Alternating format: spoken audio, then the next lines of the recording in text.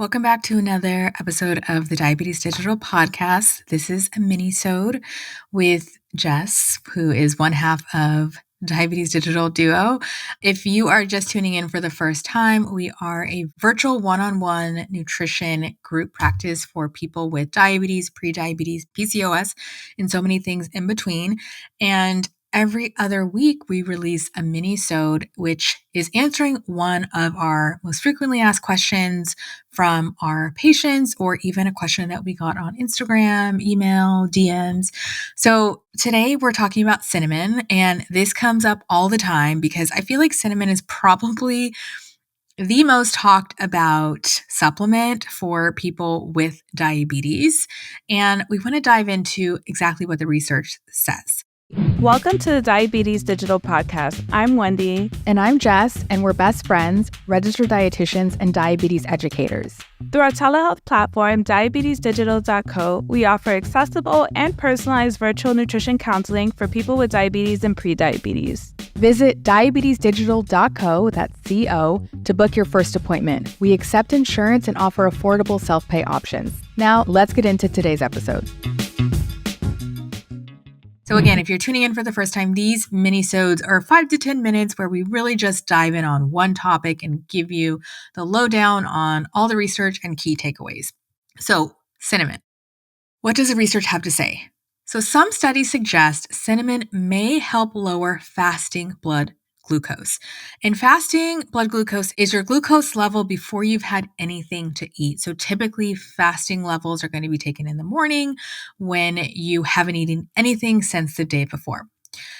Now, the thing is, the effect is usually modest and it doesn't replace balanced eating, movement, or medication. So I think that's the most important. Like, yes, it might have a little impact, but it's not going to be big enough to be the only thing that you do. So when we're talking about cinnamon, I think it's really important to know that there are a couple different types of cinnamon. So there's Ceylon, which is spelled Ceylon. This is known as true cinnamon. It is milder and sweeter in taste, but it's more expensive. So it's often sold in health stores or online. And then there is cassia cinnamon. So this is spelled Cassia. This is the most common cinnamon in US supermarkets.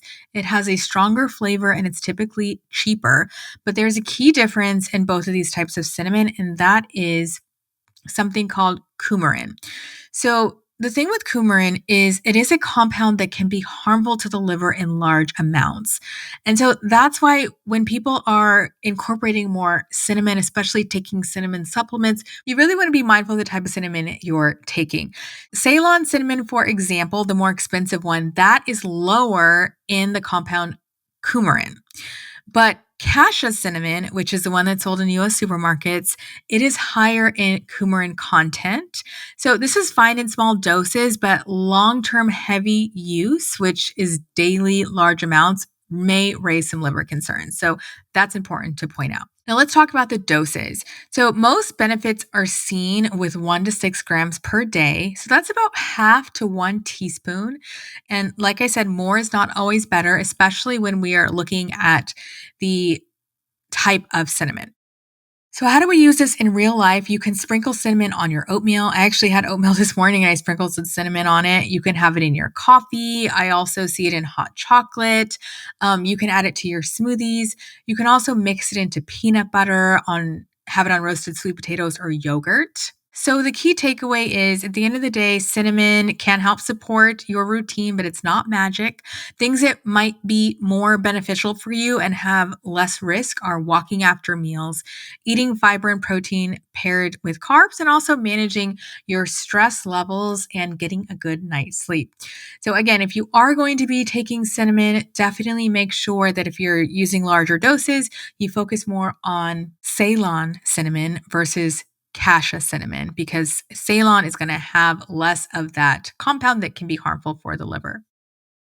Now, if you're looking for a dietitian to help you make sense of all this information, I know it's overwhelming. I know there's a lot of details, and what you see online may not always be the full story. Definitely check us out at Diabetes Digital. We are a team of dietitians who work one-on-one with clients to help them lower their A1C, improve their health, and also improve their relationship with food. The nice thing is that we take insurance also, so most of our clients don't pay anything out of pocket. And we'll do a complimentary benefits check to see what your actual insurance benefits are. So head on over to diabetesdigital.co. That's diabetesdigital.co/quiz to take our 30-second quiz, check your eligibility, and make an appointment. All right, catch you next time. Thanks for joining us for today's episode. If you're interested in nutrition counseling with one of our expert dietitians to help improve your prediabetes or diabetes, visit us at diabetesdigital.co. Also, if you found our conversation helpful, do us a favor and rate and review this podcast on iTunes, plus share with someone who might find this helpful. You can also connect with us on Instagram at diabetesdigital.co. And tune in every Wednesday for practical, inclusive, and culturally humble diabetes insights. We'll catch you later. Bye.